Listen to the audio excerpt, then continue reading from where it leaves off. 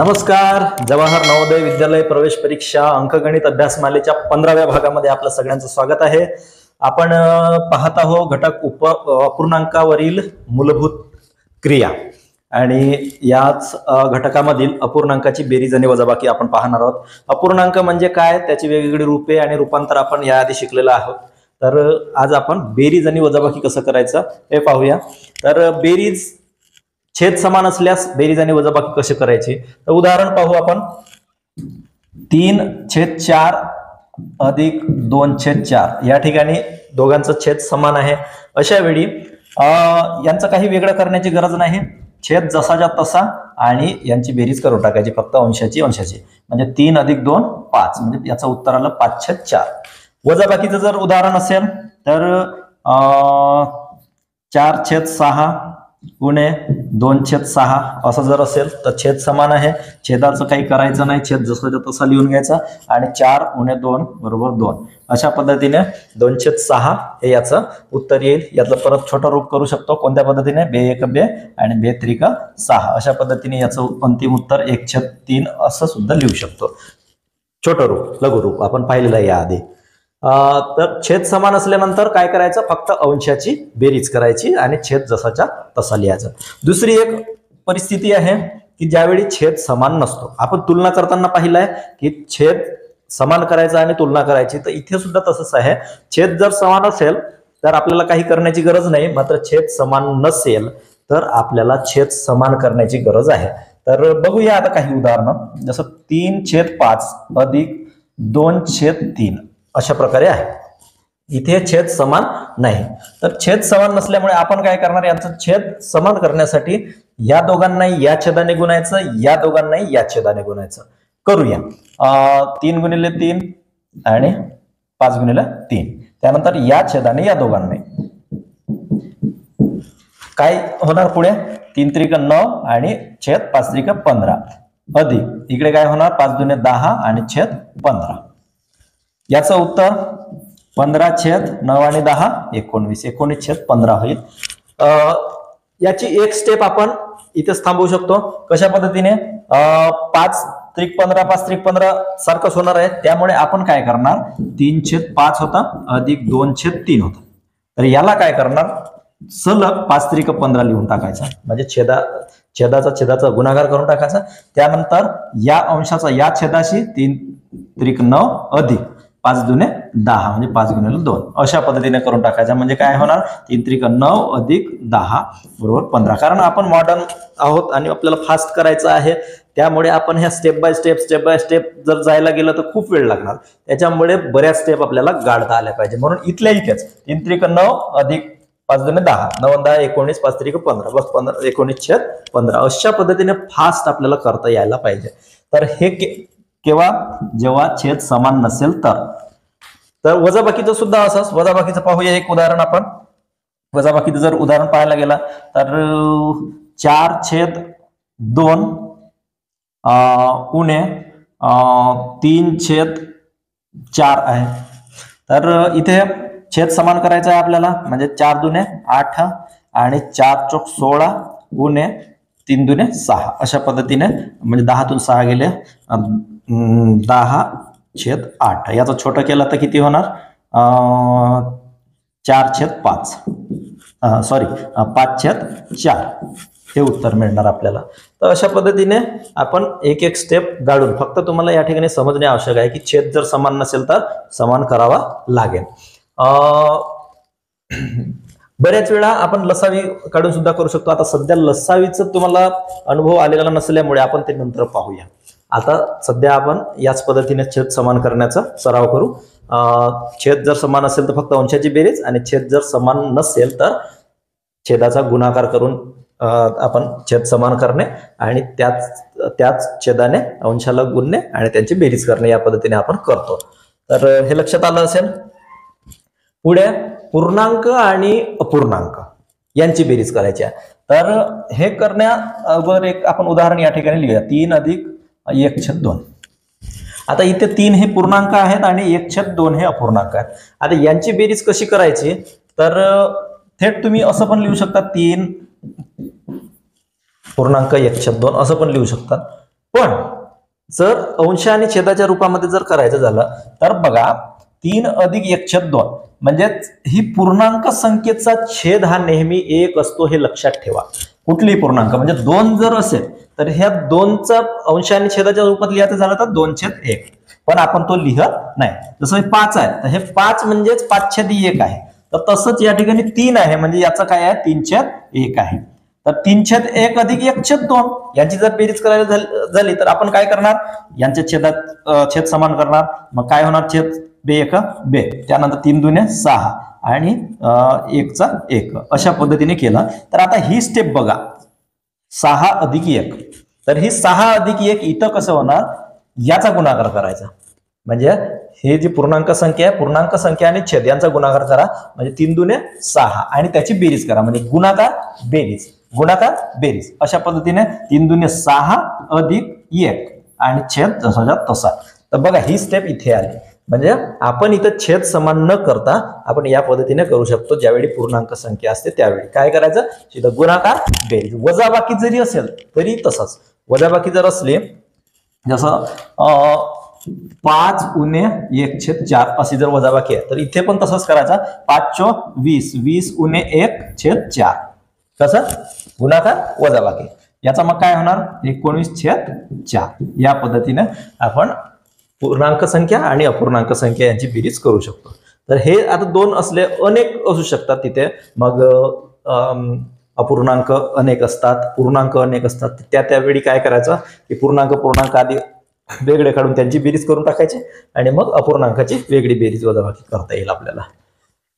तर पूर्णांक आणि अपूर्णांकाची बेरीज वजाबाकी समजली. पुढे जाऊया व्यावहारिक आणि दशांश अपूर्णांक बेरीज.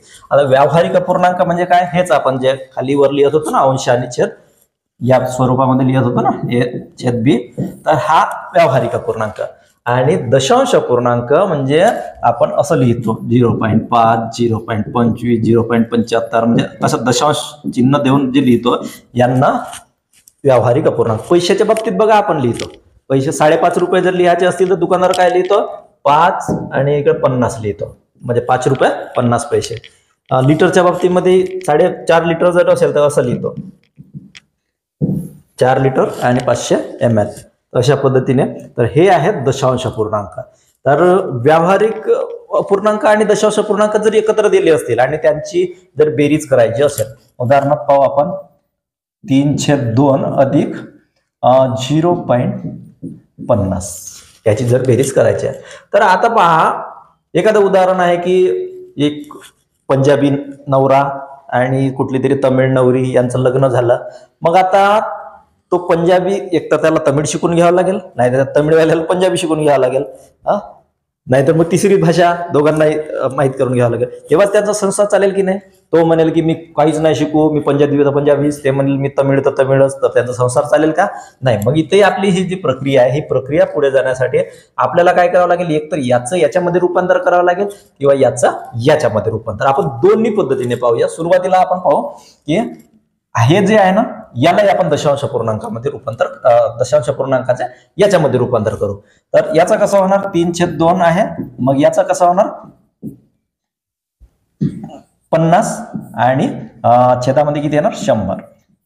कसं की हा जो दशांश चिन्ह आहे हा एक समजायचा आपण आणि त्याच्या पलीकडे जेवढे अंक आहेत तेवढे अंक 0 देऊन द्यायचे. म्हणजे 1 0 2 0 दिले आणि हे दशांश चिन्ह नाही आहे असं पाहून सर्व जेवढं अंक आहेत तेवढे अंक जसेच्या तसे लिहायचे. म्हणजे आपण आता हा 0 आला, 0 समोर आहे पण त्या 5च्या समोर 0 असल्यामुळे त्याची काही किंमत नाही म्हणून आपण लिहिला नाही, तरी पण या पद्धतीने येणार तो म्हणजे 50/100. आता इथेच तुम्ही छोटा रूप पण करू शकता. 50/100 आहे म्हणजे 1/2 होणार झालं. तर याला पुढे सोडवूया आपण 3/2 अधिक 1/2. आता पहा तुम्हाला माहिती आहे की 0.5 म्हणजे अर्धा जो आहे तो 1/2 असा सुद्धा लिहितो आपण, पण तुम्हाला समजावं म्हणून मी या पद्धतीने लिहिलं. तर आता ऑलरेडी इथं छेद समान आलेलेच आहेत. इथं बेरीज करू शकतो आपण 4/2. आता 4/2 म्हणजे 2/1. छोटा रूप केल्यानंतर 2/1 अशा पद्धतीने झालं. आता दशांश पूर्णांकाचं याच दशांश पूर्णांकामध्ये जर आपण केलं, आपण काय केलं दशांश पूर्णांकाचा व्यावहारिक पूर्णांकात रूपांतर केलं. आता व्यावहारिक पूर्णांकाचा जर दशांश पूर्णांकात करून सोडवतो म्हणलं तर बघूया काय होईल. 3/2 अधिक 0.5 किंवा 50 आहे. तर याचा व्यावहारिक पूर्णांकामध्ये काय होणार, 3/2 करावं लागतील. मग काय होणार, 2 1 2 राहिला 1, मग पॉईंट दिला, 0 दिला, 2 5 10 म्हणजे 1.5. 1.5 अधिक 0.5 किंवा 0.50. त्याला काही अर्थ नाही. ठीक आहे, 50 आहे तर 50 लिहू आपण. आता मी आधी काय सांगितलं होतं की बेरीज करताना, दशांश पूर्णांकाची बेरीज करताना एककला एकक जोडायचा. मग एककला एकक जोडताना 1.5, याचा एकक आहे हा, मग याचा एकक कुठला आहे हा, 0.5 दिला, 0 राहू द्या, नाही देण्याची काही गरज नाही, पण समजा आहे तर आहे तिथे. तर मग इथं 0 आहे तर मग इथे द्यावं लागेल. तिकडे पलीकडे किती 0 वाढवले तरी काही फरक पडणार का नाही. मग 0, मग 5 5 10चं 0, मग हाचा 1 आणि इकडे 2. अशा पद्धतीने याचं उत्तर झालं 2. किती आला उत्तर, 2. 2.0 म्हणजेच 2. तिकडे ते 0 देण्याची गरज नाही, दिले तरी काही फरक पडत नाही. आता इथे उत्तर 2 आला आणि इथे उत्तर 2/1 आला. मग 2/1 आणि 2 एकच आहे ना, कारण पूर्णांक संख्येचा छेद नेहमी 1 असतो.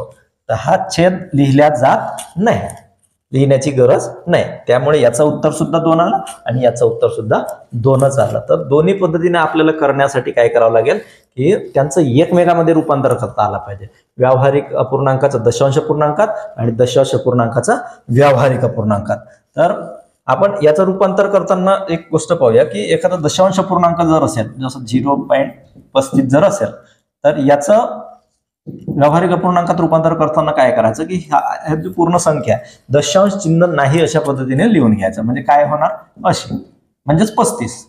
आणि छेदामध्ये लिहिताना हा दशांश चिन्ह म्हणजे 1 आहे आणि त्या दशांश चिन्हाच्या नंतर जेवढे अंक आहेत तेवढे 0 द्यायचे. अशा पद्धतीने त्याची मांडणी होणार. याचं छोटं रूप केल्यानंतर ते मग तेवढेच येते. तर अशा पद्धतीने व्यावहारिक अपूर्णांकामध्ये आपण त्याचं रूपांतर करू शकतो. आणि व्यावहारिक अपूर्णांकाचं दशांश पूर्णांकात रूपांतर करताना कसं करणार, त्याचं भाग देणार, भागाकार करणार. आता हा याचा करताना काय करणार, 35/100. 35/100 म्हणजे हे 2 शून्य कापून टाकले आणि हे इथे 0 दिला, या पद्धतीने होणार ते. किंवा हा 1 शून्य कापला, हा इथला दशांश चिन्ह इथं गेला, हा 1 शून्य कापला इथला इथे गेला, म्हणजे 0.35 असं त्याचं उत्तर येते. हे जे आहे 0.35 ते याचं रूपांतर होते. तर व्यावहारिक अपूर्णांकाचं दशांश पूर्णांक, दशांश पूर्णांकाचा व्यावहारिक अपूर्णांकामध्ये रूपांतर करता आलं पाहिजे. आणि ते जर केलं तर आपल्याला ते बेरीज आणि वजाबाकी करता येईल. चला आता काही उदाहरणं पाहूया आपण. इथे 3/10 आहे, 5/100 आहे आणि 8/1000 आहे. तर यांचं करण्यासाठी आपण काय करूया, सुरुवातीला यांचं छेद समान करून घेऊ. छेद याच्या बरोबर 1000 बरोबर करून टाकू. मग याला 2 शून्य द्यावं लागतील, याला 2 शून्य दिले, मग याला पण 2 शून्य द्यावं लागतील. म्हणजे आपण कितीने 100 ने गुणलं त्याला. याला 10 ने गुणावं लागेल म्हणजे 1 शून्य वाढेल, इकडे सुद्धा 1 शून्य वाढेल. आता झालं म्हणजे 358/1000. 358/1000. आता याचं दशांश पूर्णांकामध्ये रूपांतर करताना काय करायचं, 3 छेद आहेत ना, मग 1 2 3 याच्या नंतर दशांश चिन्ह द्यायचं. 3 शून्य आहेत, मग 3 आपण असं करताना काय केलं होतं, आता जसा 0.358 जर असता तर याचं व्यावहारिक अपूर्णांकात रूपांतर कसं केलं असतं आपण, 358 आणि छेदामध्ये 1 लिहून त्याच्या पलीकडे 3 शून्य दिली असते आपण. मग इथे 3 शून्य आहेत, मग 3 अंकाच्या नंतर आपण दशांश चिन्ह नाही देणार का 3 अंकाच्या आधी, म्हणून इथे हे शून्य कापून टाकले 3 शून्य आणि 1 2 3 अंकाच्या आधी दशांश चिन्ह दिला. अशा पद्धतीने आपला उत्तर काय आला, 0.358. कुठे आहे 0.358 आहे उत्तर. हे याचं उत्तर झालं. दुसरं प्रश्न आहे 20.08, 20.008, 20.0008 आणि 20 आहे. आता दशांश पूर्णांकाची बेरीज करत असताना काय करावं लागते आपल्याला, सगळे जर दशांश अपूर्णांक असतील तर त्यांची एककाखाली एकक मांडणी करता आली पाहिजे. तर मांडणी करूया. 20.08, त्यानंतर इथला एकक कोणता आहे, हा एकक आहे आणि 008. त्यानंतर 20.0008, त्यानंतर दुसरा आहे 20. इकडे काही आहे का, नाही आहे. मग असं तुम्ही 20.0000 असं पण लिहू शकता, पण हे लिहिण्याची काही गरज नाही, पण आता मांडणीसाठी आपण लिहिलं. आता इकडे 3 अंक आहेत, मग इथे 3 अंक वाढवा. इथे 4 अंकापर्यंत वाढवू शकता तुम्ही, किंवा नाही वाढवलं तरी तिथं 0 आहे असं समजून घ्यायचं. आता इथे 8 8 8 0 दशांश चिन्हाच्या नंतर जाऊया 0 आणि हे 8. अशा पद्धतीने याचं अंतिम उत्तर काय आला? 80.0888. 80.0888 या पद्धतीने ह्याचं उत्तर आलेलं आहे. तर लक्षात आलं दशांश अपूर्णांकाची बेरीज कसे करतो तर. त्यानंतर इथे बघा, इथे काय केलं आहे की दोन्ही व्यावहारिक अपूर्णांक आहेत, यांचा आपण साध्या अपूर्णांकामध्ये रूपांतर करूया आधी. तर काय करता येईल, याला 2 अंक जर इकडे केले तर मग तिकडे पण 2 अंक वाढतील. तर 0.1 आहे आणि छेद 0.01 आहे. याचं जर रूपांतर 1 मध्ये 1 छेद करूया आपण, मग 1 2, मग इथे आपण 0 0 देऊन ठेवूया. मग काय होणार ते 1 2, मग 1 2 म्हणजे 10/1 होणार. समजलं का? म्हणजे हा दशांश चिन्ह जिकडे जेवढा अंक सरकवला तो वरचा पण तेवढाच सरकेल. साधा. आता ते गुणाकार करावं लागतं, हे गुणाकाराची प्रोसिजर करायला गेलं तर खूप लांब लचक होणार. ही साधी ट्रिक आहे. दशांश चिन्ह इकडे तर सरकत असेल वरचा पण सरकेल, इकडे सरकत असेल जेवढे घर वरचा सुद्धा तेवढेच घर, म्हणजे 10/1 झाला याचा सोपा रूप. खाली अपूर्णांकामध्ये लिहिलाय त्याच्यामुळे आपण अपूर्णांकातच ठेवूया सध्या. त्यानंतर वरचा आहे 0.01 छेद 0.1 आहे. मग हा 1 पॉईंट सरकला म्हणजे हा इकडे 1 पॉईंट सरकेल, म्हणजे याचा रूपांतर काय होईल 0.1 छेद 1. आता याचा हे करूया 10 आणि 0.1 छेद दोघांचा एकच आहे. मग 10 आणि 1 याचा होईल 10.1 छेद 1. तर याच्यामध्ये पर्यायामध्ये काय आहे, छेद 10 आहे. आता छेद जर 10 करायला गेला, इकडे जर 0 वाढवायला गेला तर हा इकडे जाईल, म्हणजे याचं रूपांतर 101 छेद 10 होईल. आहे का पर्यायामध्ये? आहे. 101 छेद 10. जर नाही आला असता तर आपल्याला त्याला 100 करावे लागले असते. म्हणजे काय झालं असता, याचा परत रूपांतर काय झालं असतं, समजा याला 100 केलो असतो 1 0, तर मग याला पण 1 0 वाढला असता, म्हणजे असं झालं असतं ते. असं पर्यायामध्ये आहे का? नाही आहे. आणि 100च आहे छेद सगळ्यात मोठा, त्याच्यामुळे पुढे जाण्याची गरज नाही. तर अशा पद्धतीने आपण अपूर्णांकाची बेरीज आणि वजाबाकी पाहिली. तर इथे जे दशांश पूर्णांक आहेत, दशांश पूर्णांकाचा म्हणजे गुणाकार करायचा असेल ना तर अंशाचाही आणि छेदाचाही किंमत बदलणार नाही. याला गुणाकार करा किंवा भागाकार करा, पण दोघांनाही सारख्याच संख्येने. याचे जर 0 वाढत असतील तर मग याचेही 0 वाढतील. याचा पॉईंट इकडे सरकत असेल तर वरच्याचाही पॉईंट सरकेल. याचा कमी होईल पॉईंट तर त्याचा पण कमी होईल. ही साधी ट्रिक आहे. गुणाकार भागाकार असं करायला गेलो म्हणलं तर ते लांबलचक होईल. ही साधी ट्रिक करायची. हा जर बिंदू इकडे सरकत असेल तर याचा पण सरकला, अजून तिकडे सरकत असेल तर वरच्या पण तिकडे सरकणार. अशा पद्धतीने आपण दशांश अपूर्णांकाची बेरीज या ठिकाणी करू शकतो. व्यावहारिक अपूर्णांकाची कोणत्या पद्धतीने पाहिलं आपण? व्यावहारिक अपूर्णांकाची छेद समान असल्यास अंशाची अंशाशी, आणि छेद जर समान नसेल तर छेदाचा गुणाकार करून टाकायचा आणि त्यांचा तिरपा गुणाकार करून आपण त्याची बेरीज करून टाकायची. कोणत्या पद्धतीने? या पद्धतीने. नाही, हे पूर्णांक सोबतचे या पद्धतीने, म्हणजे 3 तिरिक 9 आणि 5 दुने 10 तिरपा गुणाकार करून त्यांचे हे करून टाकायचे आणि छेदाचा गुणाकार करून छेदामध्ये लिहून टाकायचा. या पद्धतीने आपण रूपांतर केलं. त्याबरोबरच दशांश अपूर्णांकाचा अंशाधिक अपूर्णांकाचा पूर्णांकयुक्त अपूर्णांकामध्ये रूपांतर, म्हणजे जसं 13/2 जर असेल तर याचं रूपांतर कसं करताना आपल्याला भागाकार करायचा आहे 13/2, आणि जो भागाकार येईल तो पूर्णांकामध्ये, मग कसं येईल 3 छक 12 आणि राहिला 1, तर हा जो आहे तो पूर्णांकामध्ये लिहायचा आणि ही बाकी आहे ती अंशामध्ये आणि छेदाचा 2 जसाच्या तसं. तर याचं रूपांतर 6.1/2 असा सुद्धा होतो. अंशात आधी पाहिलाय आपण. म्हणजे अंशाधिक अपूर्णांकाचा पूर्णांकयुक्त अपूर्णांकामध्ये रूपांतर, हे सुद्धा आपल्याला करता यायला पाहिजे. पूर्णांकयुक्त अपूर्णांकाचा अंशाधिक अपूर्णांकामध्ये रूपांतर करता आला पाहिजे. कसा? गुणाकार बेरीज या पद्धतीने. तर हे आपण सगळं बेरीज आणि वजाबाकी शिकलो. खूप सराव करा, स्वतःच उदाहरणं तयार करायचे आणि या पद्धतीने फार कमी उदाहरणं येतात, याच्याऐवजी शाब्दिक उदाहरणं येतात. पण आता हे जोपर्यंत आपण चारही क्रिया शिकणार नाही तोपर्यंत शाब्दिक उदाहरणाकडे आपण वळणार नाही, कारण शाब्दिक उदाहरणामध्ये त्यांचं गुणाकार भागाकार या सगळ्या क्रिया समाविष्ट असतात. त्यामुळे आपण आधी हे बेरीज क्लिअर करून घेऊ, रूपांतर क्लिअर करून घेऊ आणि त्यानंतर आपण शाब्दिक उदाहरणं पाहूया. तर प्रॅक्टिस करा, सराव करा आणि यश मिळवा. मित्रांनो, माझा व्हिडिओ आवडल्यास माझ्या व्हिडिओला लाईक करा, कॉमेंट्स करा, शेअर करा आणि नवीन व्हिडिओ बघण्यासाठी माझ्या YouTube चॅनलला सबस्क्राईब करा. धन्यवाद.